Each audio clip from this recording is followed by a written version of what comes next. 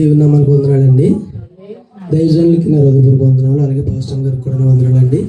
అలాగే కూడి వచ్చిన సహోదరి సహోదరులందరికీ ప్రభువైన యేసుక్రీస్తు నామములో నా హృదయపూర్వక వందనాలు తెలియజేస్తున్నానండి. మరి నేను ఎప్పటి నుంచో సాక్ష్యం చెప్పాలనుకుంటూ ఉంటానండి. సాక్ష్యం చెప్పిన ప్రతిసారి నన్ను ఏదో దైవం పరిగెట్టిస్తూ ఉంటుంది. నేను అంటే ఏదో తిరిగి బంధాలు చెప్పట్లేదు, కానీ నేను కొన్ని అనుభూతిని అనుభవించాను. దాన్ని బట్టి నేను అలా చెప్పాను. కానీ ఏంటంటే నా సాక్ష్యాలు చెప్పాలంటే అండి, నా జీవితంలో దేవుడు చాలా మేలులు చేసుకుంటూ వచ్చాడు. చాలా విషయాల్లో నలుగుతూ వచ్చాను. అయినప్పటికీ దేవుడు నన్ను ప్రతిసారి ప్రతి విషయంలో తప్పిస్తూ కాపాడుతూ ఈరోజు ఇలా నిలబెట్టాడండి. దాన్ని బట్టి నేను దేవునికి ఎంతో కృతజ్ఞతలు చెల్లిస్తున్నానండి. అయితే కొంచెం నా సాక్ష్యం చెప్పడానికి కొంచెం టైం పడుతుందండి, ఏమనుకోవద్దు. మరి నేను ఈ వర్తమానంలోకి వచ్చాక మరి ఎన్నో విషయాలు నాకు ఎదురు దెబ్బలు తగిలినప్పుడు, ఇబ్బందులు పడినప్పుడు చాలా విషయాలు మీ అందరికీ తెలుసు. కానీ ప్రతిసారి కూడా నేను ఎంత కిందకి దిగుతున్నప్పటికీ కూడా దేవుడు నన్ను అంత పైకి తీసుకొస్తా ఉన్నాడండి. నేను ప్రతిదీ గ్రహిస్తా ఉన్నాను.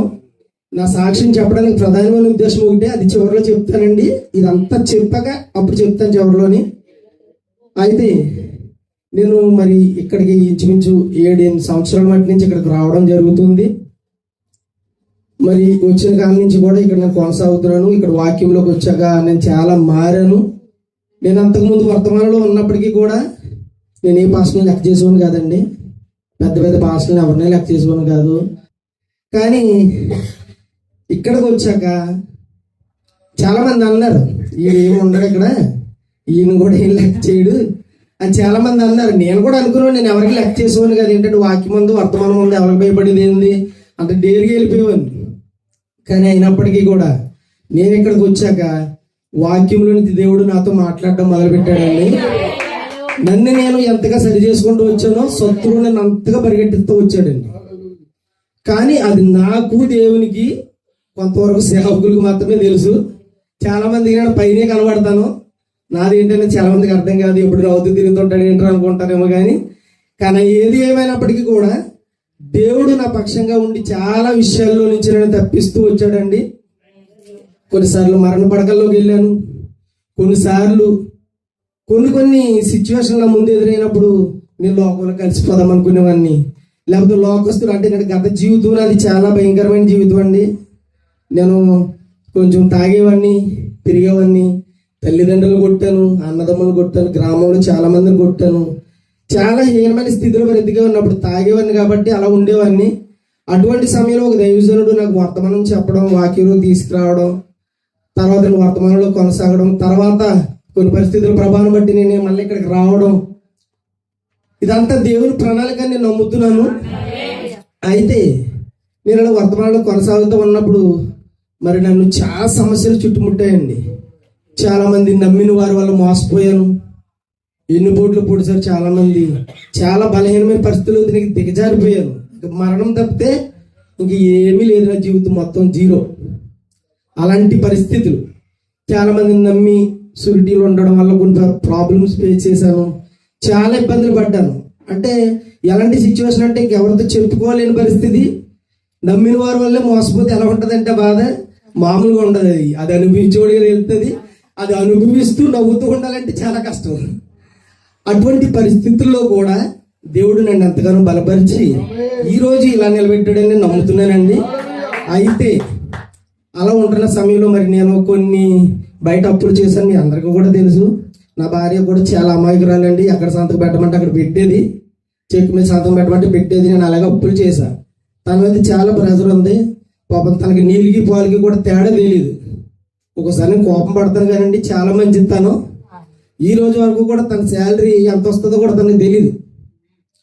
మొత్తం ఏటీఎం కూడా నా దగ్గర ఉంటుంది. మొత్తం అమౌంట్ అంతా నేనే తీసుకుంటాను. ఎప్పుడన్నా అడిగితే 100 రూపాయలకు 100 సార్లు అడిగితే 100 రూపాయలు ఇవ్వను. తనకు 40,000 శాలరీ వస్తుంది.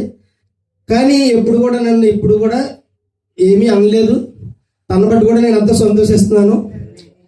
అయితే నేను అదంతా చెప్పడానికి గల కారణం ఏంటంటే, ఈ రోజు ఇలా ఉన్నానంటే దేవుడే కాదు, నా సేవకుడిని బట్టి నేను సాక్ష్యం చెప్పడానికి ఇక్కడికి వచ్చాను. ఇదంతా చెప్పడానికి కారణం ఏంటంటే అసలు నేను చచ్చిపోవాలి. అసలు నాకున్న ఒత్తిడిని బట్టి, నాకున్న సమస్యలను బట్టి, నేను నమ్మిన వారి వాళ్ళు పోయిన మోసాలను బట్టి. కానీ ఈ రోజు ఎలా నవ్వుతూ ఉన్నానంటే నా సేవకుడు నన్ను ఎంతో బలపరిచాడని చాలా విషయాల్లో. మరణ పడకలో వెళ్ళినప్పటికీ కూడా దేవుడు ఉన్నాడు. పడినవాడు చెడ్డవాడు కాదు. దేవుడు ఖచ్చితంగా లేపుతాడు. ధైర్యంగా ఉండమని నాకు ఎంతో ధైర్యం చెప్పేవారండి. కానీ నేను మాట ఎప్పుడు ఏంటండి, ఎప్పుడైనా ఏదో విధంగా బాధపడతానే ఉంటాను. కానీ ఆయన ఎప్పుడు నా మంచి కోసమే చెప్తాడు. నేను నమ్ముతాను, నాకు తెలిసేది. కానీ ఈరోజు ఇలాంటి పరిస్థితులు అయినప్పటికీ కూడా నేను ఈరోజు మా మిస్సెస్కి జాబ్ వచ్చినా, లేకపోతే నాకు కొన్ని స్థలాలు ఉన్నా, లేకపోతే ఏదైనా నేను ఈరోజు సంపాదించుకున్నానంటే నా సేవకుడు కన్నీరు మాత్రమే నేను గుర్తిస్తానండి. ఎప్పుడు ఆయనతో ఏదో సరదాగా మాట్లాడతాను, కానీ నేను వ్యక్తిగతంగా ఉన్నప్పుడు నా సేవకుడి కోసం నేను అంత వేదన చెందుతాను. మరి కొన్నిసార్లు నేను చాలా బాధపడుతున్నాను. దాన్ని బట్టి నా సంఘం ఎదుట సేవకుని హృదయపూర్వకంగా క్షమాపణ అడుగుతున్నానండి. అయితే మరి నిజంగా చాలా సందర్భాల్లో మరి సేవకులు నన్ను ఈ విధంగా బలపరుస్తూ వచ్చారు. దాన్ని బట్టి నేను సేవకులను బట్టి నేను ఎంతో సంతోషిస్తున్నానండి. ఇప్పటి వరకు కూడా నేను సాక్ష్యం చెప్పాలనుకోలేదు. ఇది జస్ట్ నేను కూర్చున్నప్పుడే నాకు ఎందుకు ప్రేరేపణ వచ్చింది సాక్ష్యం చెప్పాలని. అందుకే నేను సాక్ష్యం చెప్పడానికి వచ్చానండి. మరి చాలా సందర్భాల్లో మరి సేవకులు మా కుటుంబాన్ని బట్టి, మరి మేము మా మిస్సెస్కి హెల్త్ బాగాలేనప్పుడు, స్పైనల్ ప్రాబ్లం వచ్చినప్పుడు సర్జరీ వరకు వెళ్ళిందండి. డెల్టా హాస్పిటల్లో చాలా పెద్ద డాక్టర్ అండి. ఆయన ఇంచుమించు కోమలో ఉన్న 3 నెలలు కోమలో ఉన్న వాళ్ళు కూడా బతికించాడండి. న్యూరో సర్జన్ ఆయన కూడా ఆపరేషన్ పడుతుందని చెప్పాడండి. చెప్తే తను రోజు పాపం ప్రయాణం చేయకూడదు, అసలు ఇక్కడికి రాకూడదు, అసలు నడిచికూడదు, మెట్లు కూడా ఎక్కొద్దని డాక్టర్ చెప్పారు. కానీ అయినప్పటికీ కూడా తన విశ్వాసంతో వస్తుంది. సంఘం అంతా ప్రార్థన చేస్తుంది, సేవకులందరూ ప్రార్థన చేస్తున్నారు. మరి గవర్నమెంట్ హాస్పిటల్లోకి ఒక డాక్టర్ వచ్చారండి. ఆయన ఆర్థోపెడిక్ అనమాట. ఆయనకి చూపించినప్పుడు ఆయన రిపోర్ట్లు చూసి, అమ్మ నీకు ఒక టాబ్లెట్ పెడతాను, వాడు కొద్ది రోజులు వాడాక చూద్దామని చెప్పారండి. చెప్పినప్పుడు అద్భుతంగా దేవుడు వాటికి మంచి రిజల్ట్ వచ్చాయండి. ఆయన ఏమన్నాడంటే, ఆపరేషన్ ఏం పడదమ్మా, మందు వాళ్ళు తగ్గిపోతుంది, కంగారు పడకుండా ఒక 6 నెలలు పడుతుంది అని చెప్పారండి. నేను దాన్ని బట్టి కూడా ఎంతో సంతోషిస్తున్నానండి. నేను అనేవాడిని, మేము వెళ్ళిపోతాను, నువ్వు ఆగిపోయి చెప్పుకున్నాడు, మాకంటే ముందు బయలుదేరిపోయి మా మీదకి దెబ్బలాడికి వచ్చేద్దండి. టైం అయిపోయింది బయలుదేరండి, 4 గంటలకి లెగ్గొట్టేస్తుందండి మమ్మల్ని. అయితే మమ్మల్ని ఇలా మందిరానికి రావడానికి కూడా తను ఎంతో ప్రేరణగా ఉంటుందండి. దాన్ని బట్టి కూడా నేను సంతోషిస్తున్నాను.